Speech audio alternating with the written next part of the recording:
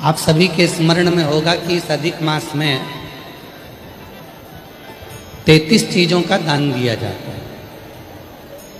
किस किस को मालूम है कितनी चीज देते हैं? मालपुए दान करेंगे तो 33, ठेहुआ दान करेंगे तो 33, पुआ दान करेंगे तो 33, 33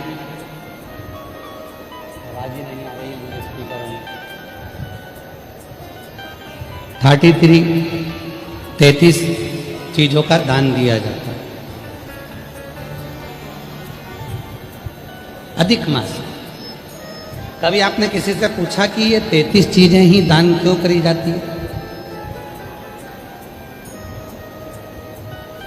33 मालपुआ का दान ही क्यों करा जाता है? 33 वस्तुओं का ही दान क्यों किया जाता है? अगर आप किसी से पूछेंगे तो कोई आपको बताएगा कि 33 मालपुए का दान, पुए का दान, ठेहुए का दान इसलिए करते हैं कि 30 दिन के तो 30 पुए दान किए जाते हैं। 31वें नंबर का जो पुआ दान करते हैं, मालपुआ दान करते हैं, अनरसा दान करते हैं, ठेहुआ दान करते हैं, बतासा दान करते हैं, यदि हमने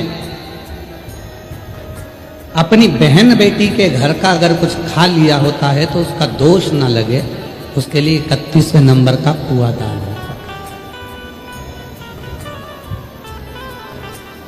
32वें नंबर का पुआ, मालपुआ, ठेहुआ, अनरसा, बतासा हम इसलिए दान करते हैं कि हमने अगर किसी के घर का सूतक सावड़ का, किसी के घर बच्चा हुआ, हमको मालूम नहीं था, हमने उसके घर का पानी पी लिया। किसी के यहाँ प्राण छूट गए थे, उसके घर सूतक लगी हुई थी, हमने उसके घर का खा लिया, पानी पी लिया, तो दोष न लगे।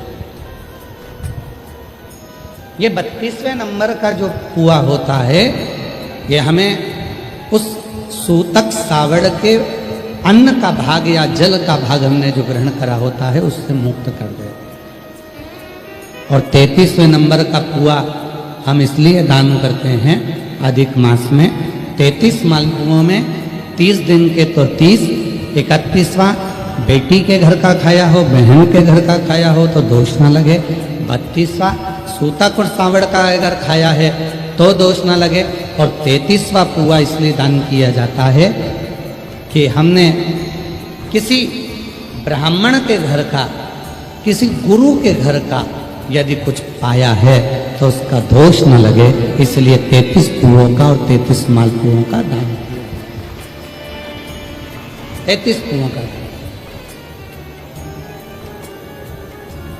शिव तत्व कहता है, भगवान शंकर की परम पवित्र कथा कहती है, शिवपुराण कहती है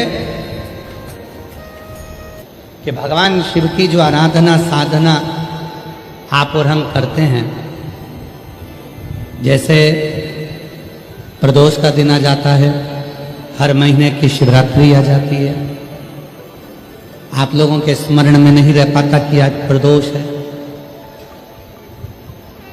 आप लोगों के स्मरण में नहीं रह पाता कि आज शिवरात्रि है।